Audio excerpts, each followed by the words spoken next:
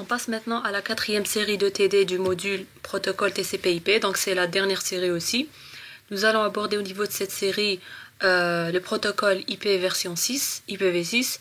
Nous allons beaucoup plus nous concentrer sur les adresses IPv6, le format, les types d'adresses IP, les adresses réseau, etc. Avant de commencer à faire les exercices, nous allons donner un aperçu de IPv6. Donc ce qu'il faut savoir, c'est que IPv6 a remplacé IPv4. Donc on avait au tout début IPv4. En IPv4, on a des adresses IP sur 32 bits.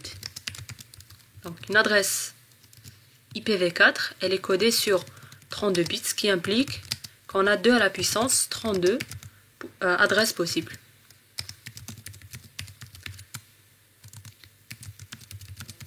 Donc c'est aux environs de 4,3 milliards d'adresses IP. Le problème maintenant, c'est que les applications se sont diversifiées. Il y a aussi eu l'apparition d'Internet des objets. Donc, on a eu une certaine saturation au niveau d'IPv4. Donc, IPv4 commençait à être saturé.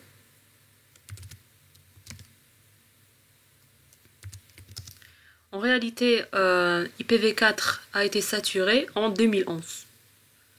Donc, en février 2011, on a déclaré que IPv4 ne pouvait plus suffire. Et du moment qu'il ne pouvait plus suffire, on a donc amélioré ce protocole. Donc, il y a eu le passage de IP version 4 à IP version 6. Donc, la première différence, c'est la taille de l'adresse IP. Donc, l'adresse IP version 6, elle n'est pas sur 32 bits, mais elle est sur 128 bits. Ce qui est énorme. Donc ça nous donne la possibilité d'avoir 2 à la puissance 128 adresses IP. C'est à peu près 3,4 fois 10 à la puissance 38 adresses. Donc 3,4 fois 10 à la puissance 38. Donc je vais vous écrire le chiffre pour juste voir l'énormité. Donc on a 340, 282, 366, 920, 938,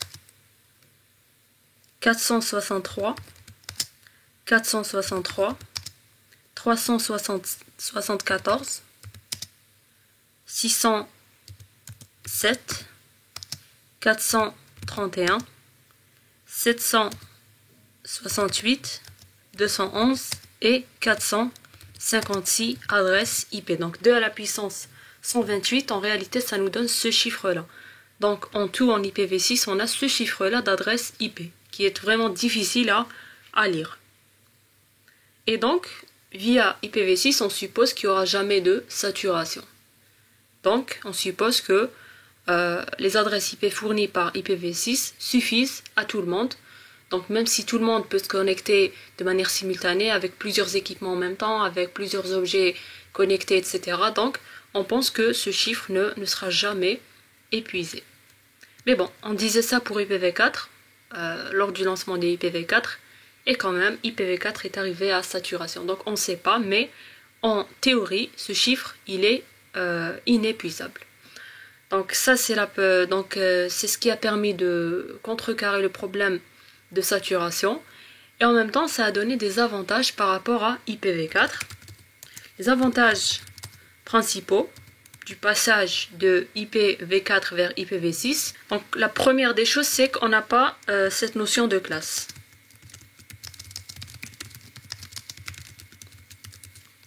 On a aussi un en-tête IPv6 qui est plus simplifié. Donc, on avait par exemple au niveau de l'entête IPv4 des champs concernant la fragmentation, donc ce qui n'est plus, donc on n'a plus besoin de le faire au niveau de IPv6. Donc, au niveau de l'entête IPv6, nous avons moins de champs. Donc, on passe de 8 champs à 12 champs, de 12 champs à 8 champs.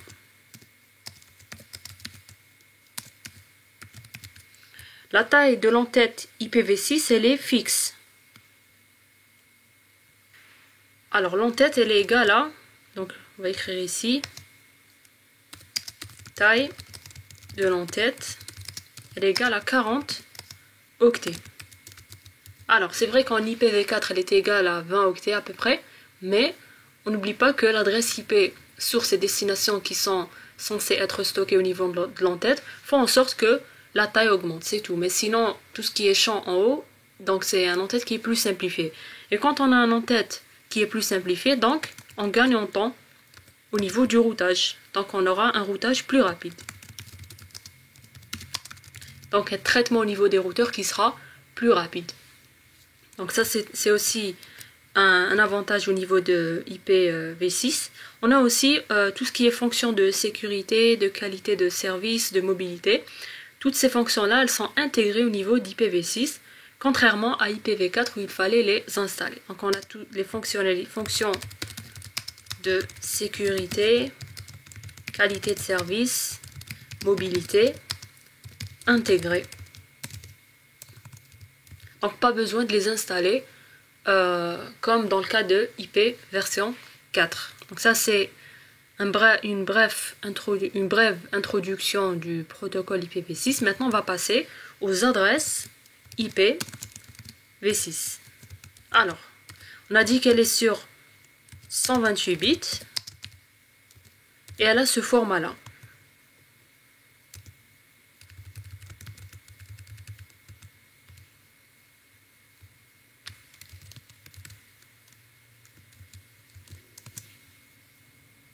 Donc, en IPv4, on avait 4 groupes de 8 bits, séparés par des points.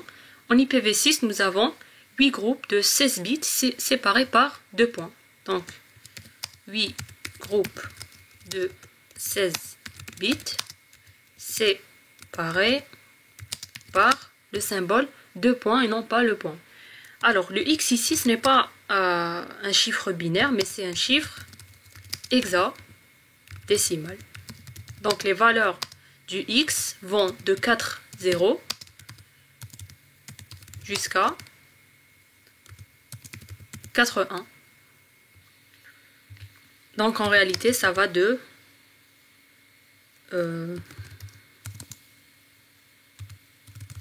ça va de 0 jusqu'à F. Voilà. Voici le format d'une adresse IPv6. On va donner un exemple d'une adresse IPv6. Par exemple, on peut avoir ça.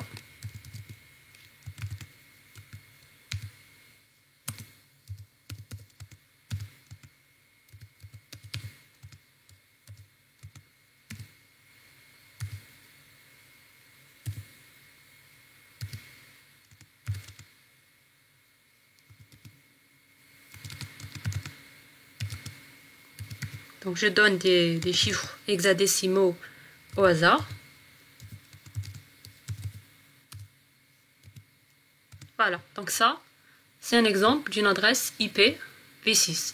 Maintenant, il faut savoir qu'il y a beaucoup de types d'adresses IPv6, tout dépend du préfixe ici. On les verra dans une prochaine vidéo qui sera dédiée au type d'adresse IPv6. Pour l'instant, on se concentre sur le format et sur l'écriture d'une adresse IP version 6. Donc ce qu'il faut retenir, c'est qu'elle est sur 128 bits, écrite sous cette forme-là, donc 8 groupes de 16 bits séparés par 2 points, sachant qu'ici le X c'est un chiffre hexadécimal, ou sinon on peut dire 8 groupes de 4 chiffres hexadécimaux.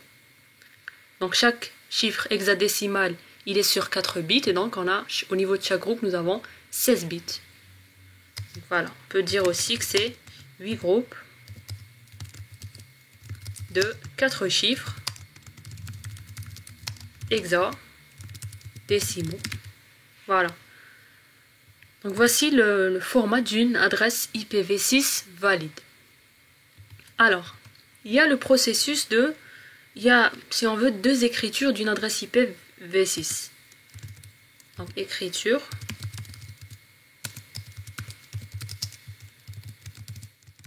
Alors, on peut écrire une adresse IPv6 de manière complète ou bien de manière simplifiée. Alors, complète, c'est comme ici. Donc, il faut écrire tous les chiffres hexadécimaux. Donc, il faut écrire exactement 32 chiffres hexadécimaux. Donc, si on veut regarder ici, c'est la même taille. Parfois, il y a une possibilité de simplifier l'écriture d'une adresse IP V6, dans le cas où il y a des suites binaires nulles.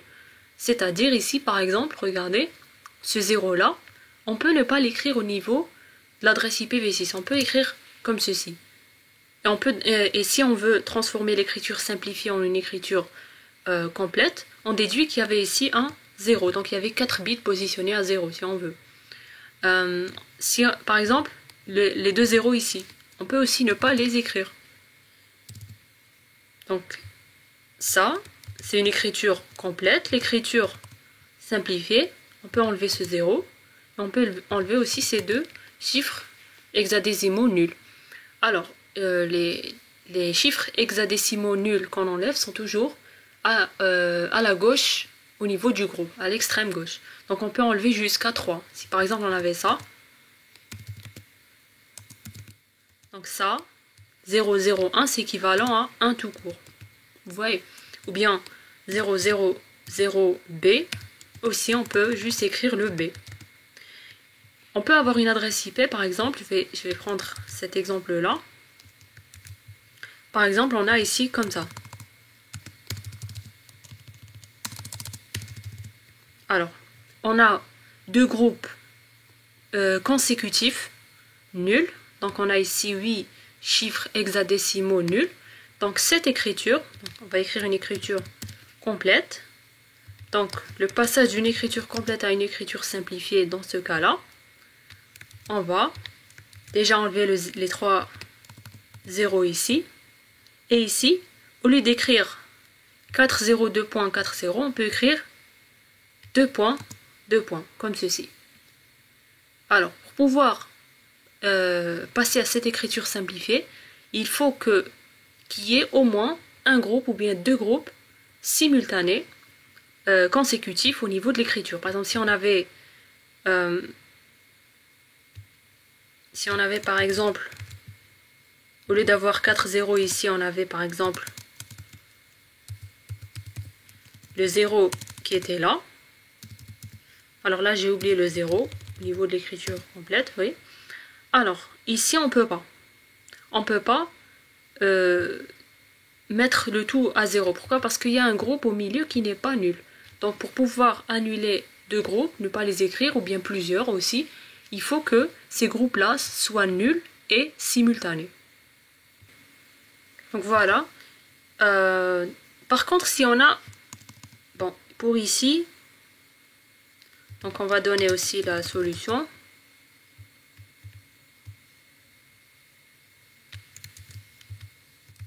Donc, ça sera comme ça. Voilà. On va traiter ce cas-là. Regardez, on a deux groupes non consécutifs nuls. Donc, si je mets ça, et je mets aussi ça, on ne pourra pas déduire le nombre de bits qui sont nuls ici, le nombre de bits qui sont nuls ici. Donc, avoir deux points simultanés au niveau d'une adresse IP V6 simplifiée doit apparaître une seule fois. Et donc, si on veut, cette adresse IP, elle peut avoir deux écritures simplifiées. Donc, celle-là, ou bien celle-là. Donc, ici, on va mettre la suite nulle et ici, on va mettre un 0. On peut avoir, par exemple, donc,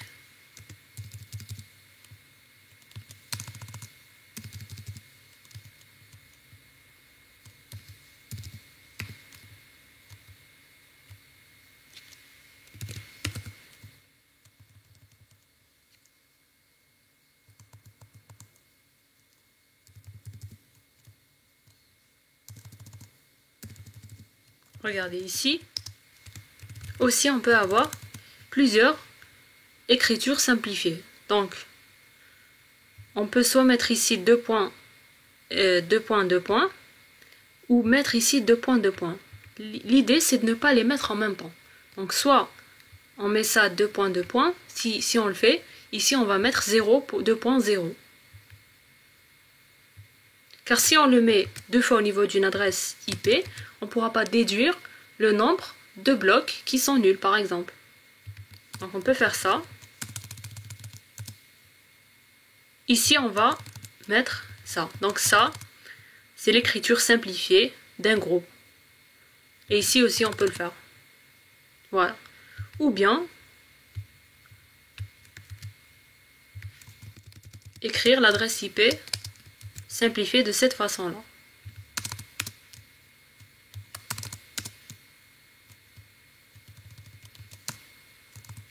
Donc pour cette adresse IP que j'ai donné en exemple, elle peut avoir deux écritures simplifiées et les deux elles sont correctes. Voilà pour la simplification de l'adresse IP. Donc la règle c'est, donc il y a deux règles. Alors, donc on parle du cas de chiffres hexadécimaux non significatifs au niveau d'un même groupe. Donc on peut éliminer jusqu'à les 3 premiers chiffres. Donc éliminer, on va dire de 1 à 3 chiffres hexadécimaux nuls. Donc à partir de la gauche au niveau de chaque groupe. Donc même si on a plusieurs chiffres non significatifs, on peut le faire. Donc ici regardez, j'ai enlevé le 0 ici et ici j'ai enlevé les 3 zéros en même temps. Par contre, pour une suite de bits nuls de un ou de plusieurs groupes consécutifs, là, il faut le faire une seule fois. Donc, on va dire une suite unique, je précise, de bits nuls de 1 d'un groupe ou de plusieurs consécutifs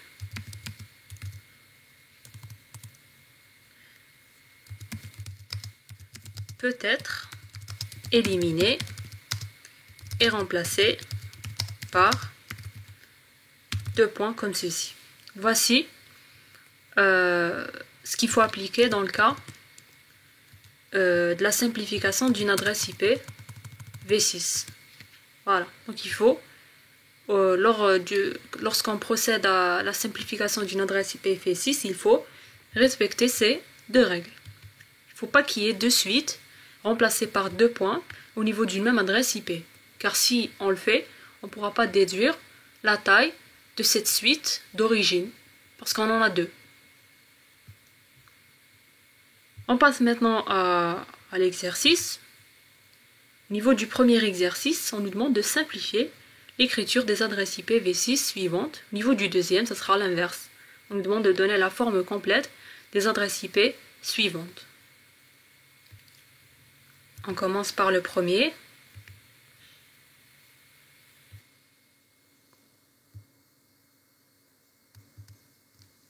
Alors, on va copier les adresses IP d'abord et ensuite on va les simplifier.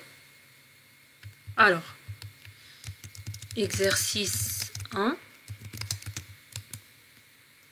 La première adresse c'est FE80 2.40 2.40 2.40 2.4CFF 2.FE4F 2.4F50. Pardon. Alors 4C FF 2.FE 4F 2.4F 50. Alors, la simplification, elle va nous donner, déjà, on va copier l'adresse et on va appliquer déjà la première règle qui consiste à éliminer les chiffres hexadécimaux nuls au niveau de chaque groupe qui sont nuls. Qui sont au tout début, à partir de la gauche. Donc on n'en a pas. On a par contre cette suite qui est nulle. Par exemple ici ce 0, il ne faut pas l'éliminer. Parce qu'il a un sens. Il est à droite, donc il ne faut pas l'éliminer. Même chose pour celui-là. Cette suite, on peut l'enlever. Voilà, on n'en a qu'une seule, donc on peut l'enlever.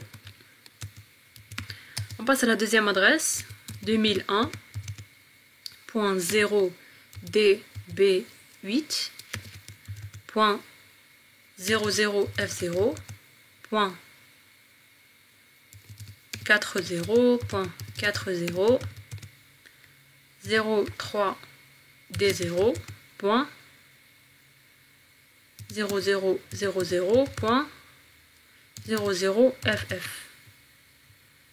Est-ce qu'on ne s'est pas trompé?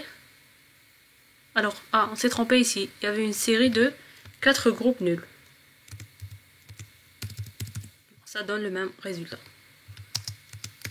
Alors, ici, on peut enlever déjà les chiffres hexadécimaux non significatifs. Celui-là, au niveau de chaque groupe, ces deux-là, celui-là et ces deux-là. On peut éliminer de 1 jusqu'à 3. Maintenant, nous avons deux suites nulles. Donc, soit on met 2 points ici, soit on met 2 points ici. Pour pouvoir avoir une adresse IP qui est plus simplifiée, ça serait bien d'enlever cette série-là et de mettre un 0 ici. Sinon, on pouvait faire... Donc, on peut avoir deux simplifications. Donc ici, on va mettre 0, 2.0, et ici, on va mettre la suite nulle. Voilà. Soit ça, soit ça. Comme j'ai dit, une adresse IP V6 simplifiée, elle peut avoir plusieurs écritures. On passe à la troisième adresse IP, 2001.2.0668, 2.40, 2.40, 2.B450, 2.40, 2.40 et 2.00B4. Alors,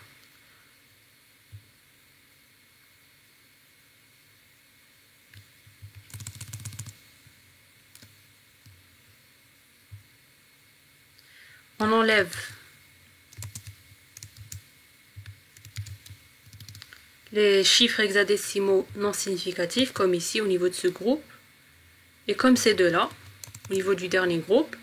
On a ici aussi deux suites nulles, donc de deux groupes chacun. Donc soit on élimine celle-là, soit on élimine celle-là. Donc soit on met ça, mais ici il faudra garder le groupe. Soit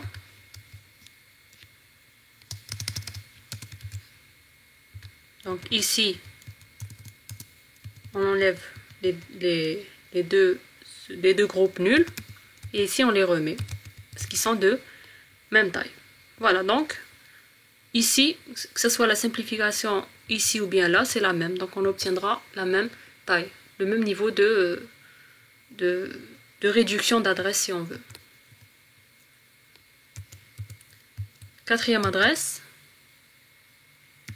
2001, 2.0DB8, 2.0F3C, 2.00D7, 2.7DAB,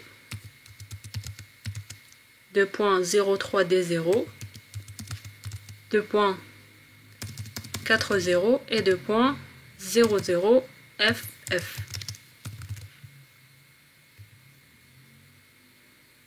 On élimine les chiffres non significatifs, donc comme ici, ces deux-là, celui-là et ces deux-là.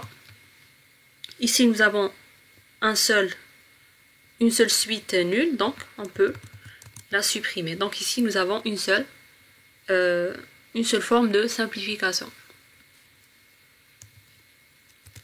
Cinquième et dernière adresse, on a 7 groupes nuls suivis d'un groupe égal à 0,0,1.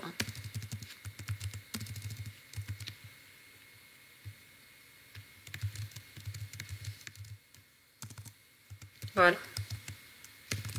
Donc ici déjà, on enlève les bits non significatifs au niveau du dernier groupe. Ici, nous avons une suite nulle composée de 7 groupes. Donc cette adresse, elle est équivalente à celle-là en version simplifiée. Donc ça, c'est une adresse IPv6. Si on l'écrit comme ça, on déduit que la version complète sur 32 chiffres hexadécimaux ou bien sûr 128 bits, ça va nous donner ça. Voilà donc pour le premier exercice qui consiste à simplifier l'écriture des adresses IP V6 données. Ils nous ont donné 5. Exercice 2, ce sera l'inverse. Donc on va donner l'écriture complète des adresses IP. On commence.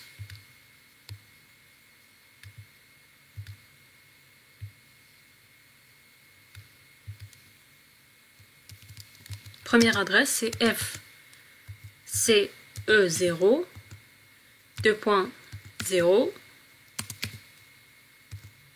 2.0 2.ff FF 2.2. Et 1.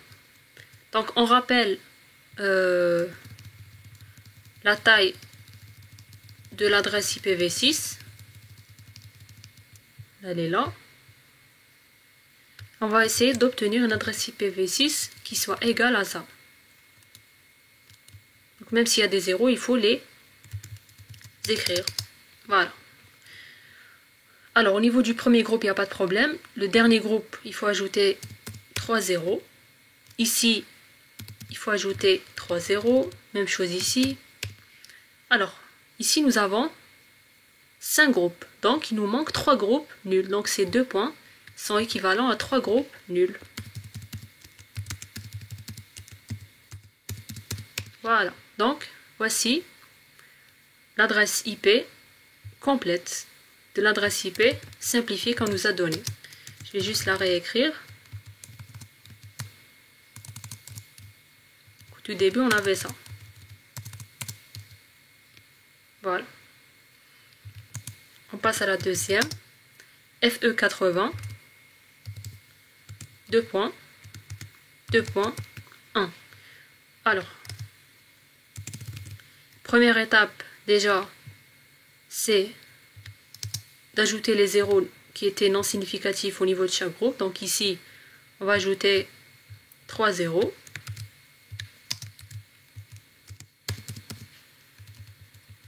Et ici, nous avons uniquement 2 groupes, ce qui implique qu'il nous manque 6 groupes nuls. On va les ajouter.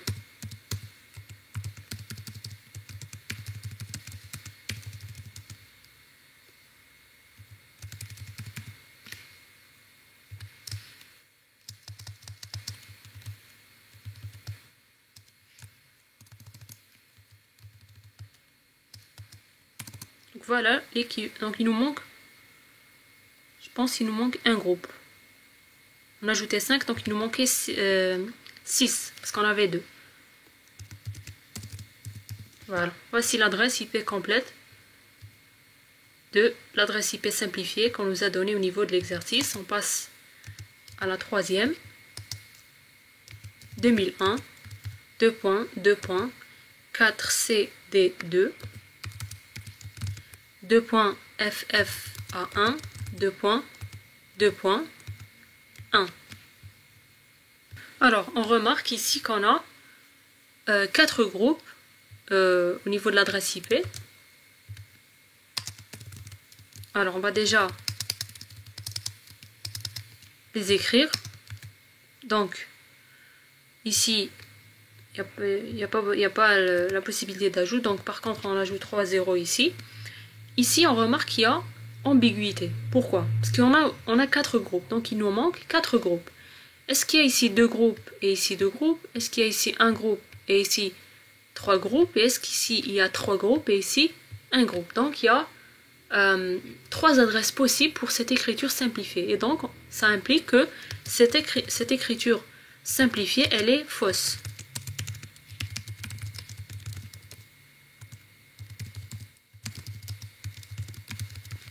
Pourquoi elle est fausse? Parce que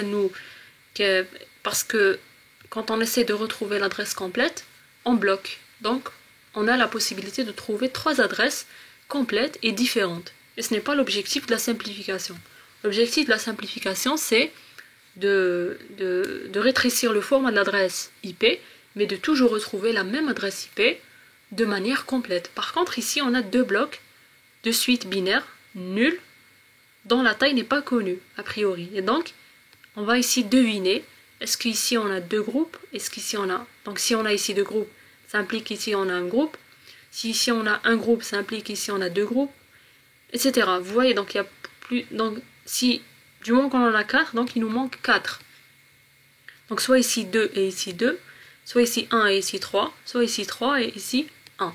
Et donc, on ne peut pas extraire l'adresse IP correcte de manière complète. Pourquoi? Parce qu'on nous a donné une écriture simplifiée qui est erronée. Quatrième, FEA5, 2.56, 2.AB0D, 2.3A0, 2.0, 2.41E, 2.66, 2.1. Donc ici, on a combien de groupes? 1, 2, 3, 4, 5, 6, 7, 8. Donc, il n'y a pas de suite. Donc, il n'y a pas 2 points de manière consécutive. Et donc, il suffit juste d'ajouter les zéros manquants. Donc, ici, 2 zéros.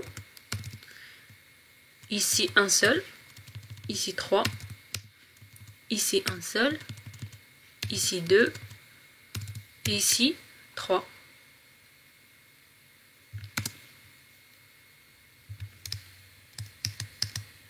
Voilà donc l'écriture complète de l'adresse IPv6 qu'on nous a donnée ici. Et voici aussi les écritures complètes de toutes les adresses IP qu'on nous a données au niveau de l'exercice numéro 2, sauf pour la troisième où on nous a donné une écriture simplifiée qui est fausse et donc une impossibilité de déduire l'adresse IP de manière complète. Pourquoi? Parce qu'il y a ambiguïté et ça nous dirige vers 3 adresses IP V6 possibles.